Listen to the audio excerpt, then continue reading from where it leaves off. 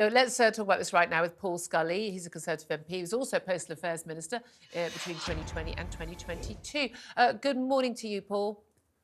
Morning to you, Julia. Thanks for joining us. I mean, I have to say, I think we were all pretty surprised in the list last week to discover that there were postal affairs ministers. A lot of people sort of pointing the finger at various ones, like, you know, Ed Davey, when he was in the job years back, you know, why didn't he take action when he was written to by Alan Bates, the subject of this ITV drama? We've now got the current postal affairs minister, Kevin Hollinrake, who's actually, we're told, you know, has actually been on the case and is really trying to get things going. Do you think that you owe these 700 wrongly convicted sub-postmasters and mistresses, do you owe them an apology? I think a lot of people owe them an apology. I was Postal Affairs Minister back in February 2020, so after the court case that you saw in the drama there. So I had seen the wrongdoing. There's hundreds of pages of Justice Fraser. So what I had to do then was to say to people that were telling me we don't need to do anything more because the court case has happened, there's loads more to do. Let's have an inquiry. I set up the inquiry. Let's start the compensation going. As Varsha said, and I've been on Twitter with him, so exchanging messages over the last couple of years. Totally, my heart goes out to him and his family. That there's so much more needs to be done. These people have been failed by politicians, by the post office, by lots of people in authority. What they need now are not words. They need action. They need that compensation. They need convictions. But that's the frustrating thing, because, you know, as brilliant as this drama was and bringing it to life for most of us, you know, all this information, you knew this information, you know, this information was all freely available. Maybe Ed Davey didn't all that far back, but again, he didn't bother making the proper inquiries. Civil servants who told postal office ministers again and again and again, oh, no, it's not a problem. What the post office is doing is just fine. Again, I want some of their heads to roll. The civil servants' heads never roll.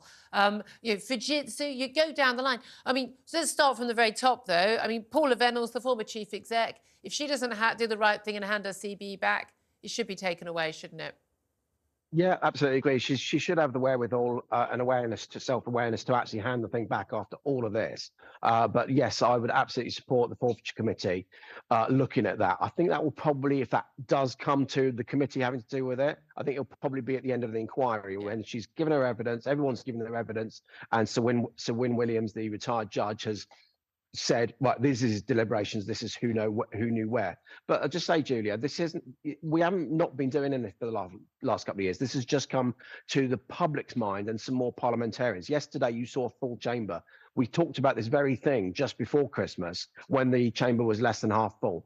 Now, that's just, this is a human story. And what that drama did. Other than PMQs, that is the norm. Look, you know, sometimes it takes, you know, the media to get involved. And again, a lot of people criticising newspapers. They've been writing about this for 15 years, you know, and pushing it. And lots of backbench MPs of all parties pushing it as well. And all credit to all of those people. In terms of what happens now, though, again, OK, there's an inquiry. These things take years. You know, even the mass exoneration of these people, even if they can do that, we hope they can, again, could have been done years ago. Why is it? The question we're asking our audience today is, you know, why does it take an ITV drama about the post office scandal for our politicians to act? Why don't they act sooner? Why don't people do the right thing sooner? No, I take issue with the fact that it's politicians acting, because we have been acting over the last couple of years. And I'm not blaming anybody for suddenly taking an interest in it in terms of the public and even other MPs. That's, well, look, it is really complicated. And if I had my time again, I would have taken control of the compensation scheme, rolled it out myself within government rather than allowing the post office to do it. But there were always... It's a bit obvious that the post office shouldn't be rolling out the scheme, isn't it? I mean, that's kind of, you know, sanity 101, isn't it? No, but look, first of all, you had a situation where you've got people that have, why the convictions are really important is you cannot compensate a convicted, in inverted commas, criminal. So and by the way, who brought that in? A Conservative government in 2014. They changed the law to make it almost impossible for people wrongly convicted and imprisoned to gain compensation. Yeah, and this is joined up government. This is the whole point about needing joint.